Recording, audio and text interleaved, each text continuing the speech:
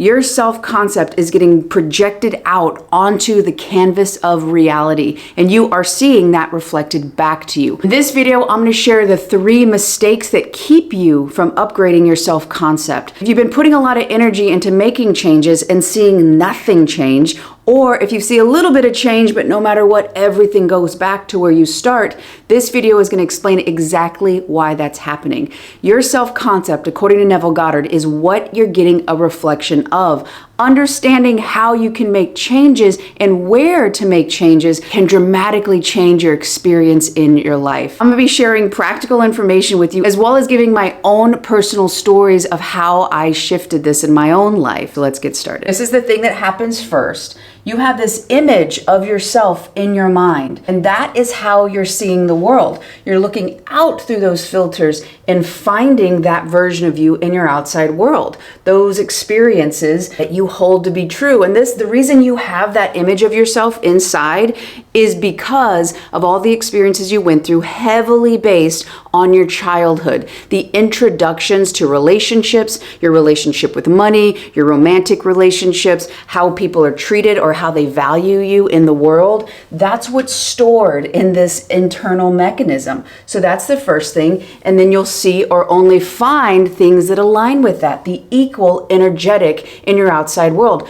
But the mistake people make is they don't want to change this until they see proof in the outside world. And if they don't see proof in their outside world, then they can't change it. It's the same as you're standing in front of a mirror. You don't wait for the mirror to change shirts for you to then be able to change shirts. You change shirts, and that's what you see reflected back to you. Now, this can be scary. This can be uncomfortable because you're like, well, who in the world am I to feel like I can do this when I have no proof? You have a history of experiences, and as a kid, you put meanings and interpretations on them. You didn't hold the complex capacity to think as you do as an adult, but you're still seeing yourself based on the early on interpretation of who you were, heavily based on your caregivers growing up. So the more you wait to see proof of that you deserve to actually change the way you see yourself, you continually be the same person. And you might say, okay, I believe that that's not me, and I'm going to work and I'm going to do visualizations, I'm going to do affirmations.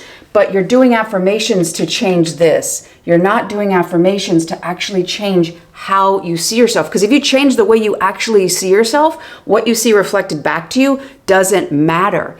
So to give you an example of this, where you're like, well, how can I do it, Abby? That's not true. That's not possible. How can I believe I can do something before I have any evidence? Well, let me give you an example from me in the World Championships.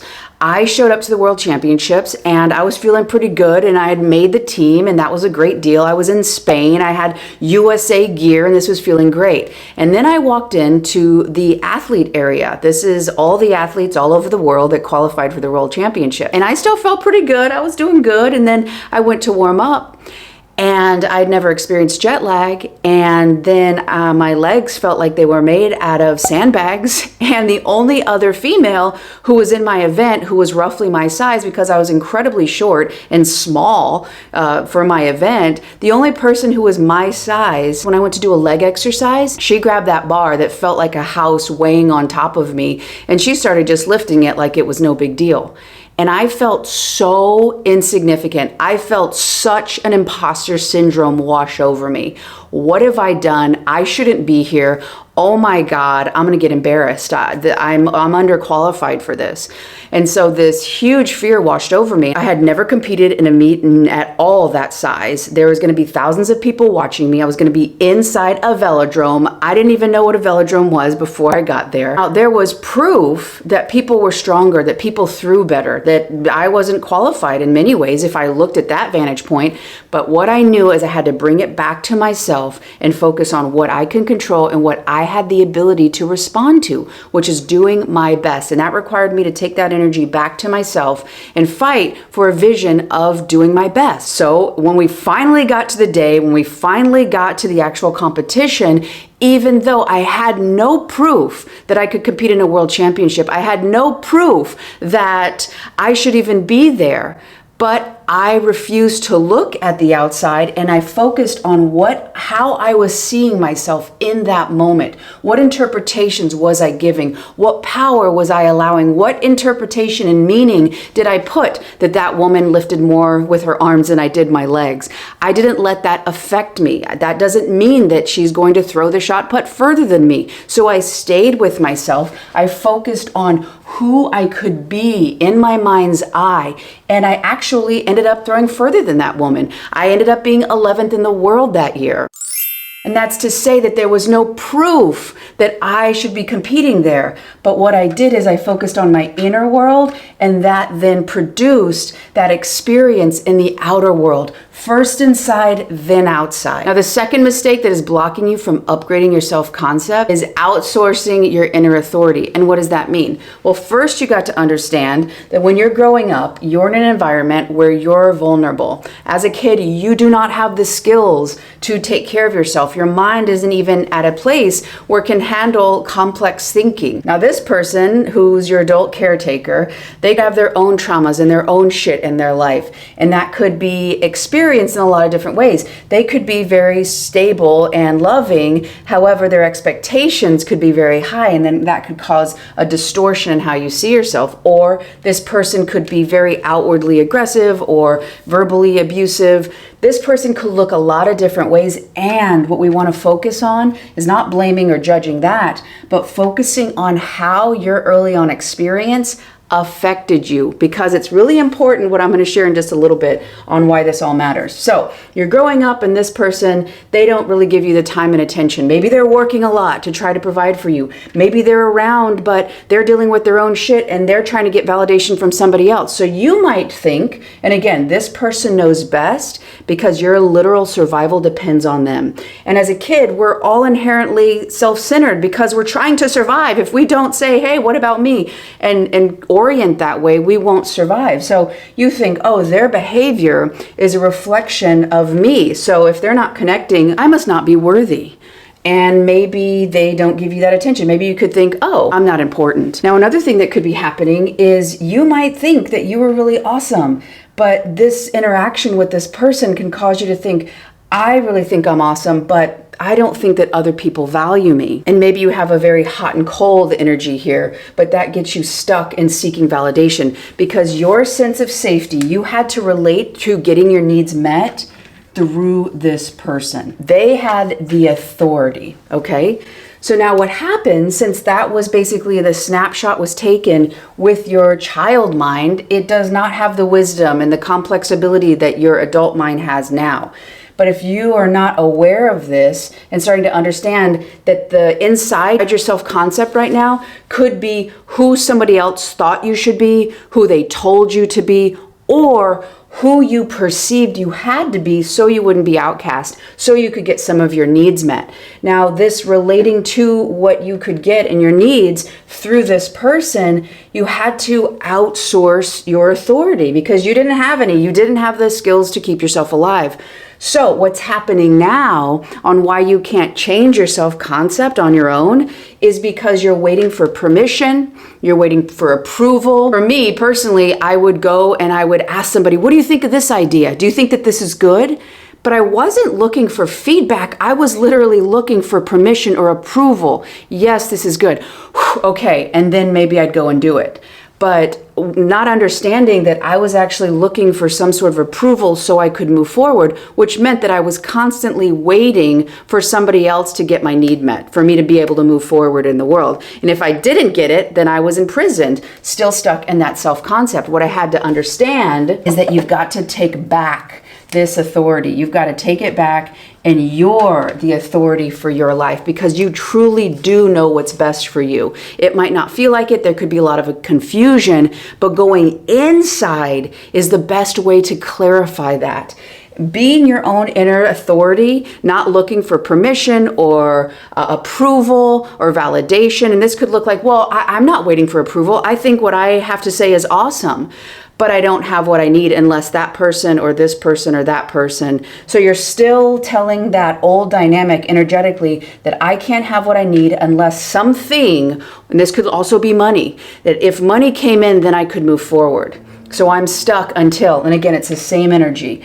I don't have what I need unless this third party is able to give it to me. So how can you start making action, taking action in the world right now? It's by taking back your authority, updating. I am worthy. I am important. And yes, I validate myself. The reason I can do this is because I said I can. I give myself approval. I don't need to wait for anybody else. The more and more you start to take it back, and again, my example from the World Championships, I didn't go around asking people, do you think I can throw far? Do you think that I'm an athlete who would make the World Championships? You know what? Most people would have said no. And for a long time, I actually thought the answer was no. But there was something in me, whispers, that really felt like I could do this. And so rather than listening to naysayers, and there was a lot of them, listening to unsupportive comments, I decided to make how I felt about the situation and how I saw my potential. And that was going to be number one. Now, I'd listen to people and maybe try to get different experiences as wisdom to help me,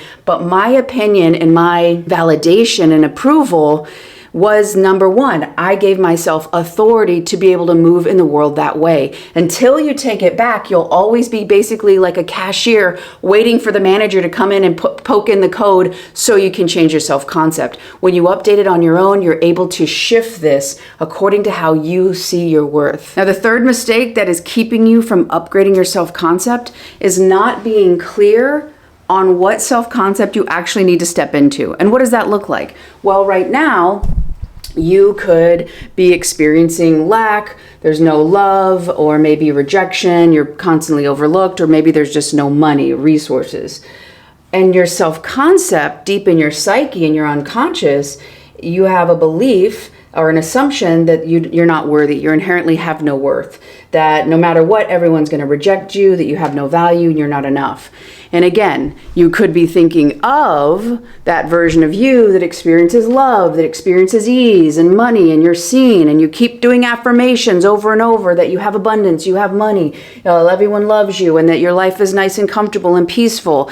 But in reality, your thoughts and your feelings, which are bubbling up from your self-concept, continue to have this, and you're not actually changing your self-concept. You're feeling this way, believing that to be true, thinking of that over there. But what self-concept do you need to have? Again, this goes back to what we talked about at the beginning. This is the first thing that needs to happen, and that produces this. So your self-concept of you giving yourself the inner authority, that you're not waiting, that you don't have to wait for anybody's approval, validation, permission. You are the one who's given that to you. You're deserving right now. You're enough right now. You're worthy. So if you start to be able to say, okay, what is it? What experiences do I have where I'm attached to that I'm not worthy? Oh, well, when I was a kid and I was growing up, my dad always told me that I wasn't worthy, that I was worthless. That one perspective from an emotionally immature adult probably had his own trauma. That has now convinced you that that is the truth of the universe. So you're holding the way that he said, that pain and bullshit that he took out on you, as your truth. Can you take your adult mind and say, oh, my dad was actually really emotionally immature and inappropriate. I was a kid who had a lot of value. I was wonderful. And my dad was going through a shit ton, and it's okay to have anger and let that come up and process. Don't get stuck there. Dr. Joe talks about an emotional refractory period. The shorter it is, the less that affects you. But if this idea that I'm not valuable because my father or mother or grandmother, whoever, was shitty to me, that's a reflection of them, not you. Now you have a right to have that's caused a wound. And trauma is what happened inside you based on that experience outside of you. And it's distorted you thinking that you don't have worth. But really, if you can let that perspective that it was about you go, because again, remember, as a kid, everything's about you. So you think they did that because of you. No, they did that because of them. That was their bullshit cast out onto you. If you can see that with your adult mind, process the anger, process the pain, work with somatic therapists or do some somatic movements to let that energy out, then you can start actually connecting. Oh, I am deserving. I've always been deserving. And starting to tap into and shift your self-concept into these is so much easier because you and I and all of us are high vibrational beings naturally. Anything in our self-concept that is on these lower level realms is actually a distortion of ourselves. These are not true. People treated you this way, and the meaning and interpretation of why it happened is this attachment to this. It's not true that that's who you are, and that the way that they treated you, that's your worth, that you're not worthy, that they're all going to reject you. Your self-concept right now could be stuck in these outdated ways that you saw yourself as a kid. You did wonderful as a kid, the best you could, and as an adult, you have the ability to take that higher level of thinking, that higher mind ability, the ability to see it from a different perspective, and see it from that perspective, release the self-concept so you can start to step in to the self-concept that aligns with the experiences that you're wanting in life. The more you get clear on what concepts you have to have about yourself in order for that to be reflected and not focusing so much on the expression and experiences because you don't want to feel money. You want to feel abundant, and somebody who feels abundant feels worthy of that abundance. So the more you can start to see, I don't want to just have this one person and that's the feeling I want is this person. No, you want to feel appreciated. You want to feel safe. You want to feel connection and a sense of belonging. The person who would experience this would have a self-concept that they're deserving of it. So this self-concept is the gateway to these experiences. And the more you start to understand that, the more you can actually upgrade these right here to these by re-reasoning on those experiences and memories of why you originally thought that. You want a little bit more help on breaking down how to let go of those lower level vibrations? This next video right here is going to break it down for you. Thank you so much for watching. I love y'all. If you haven't done so, click like if you like this video and join this community if you haven't done so already. I will see you on the next one.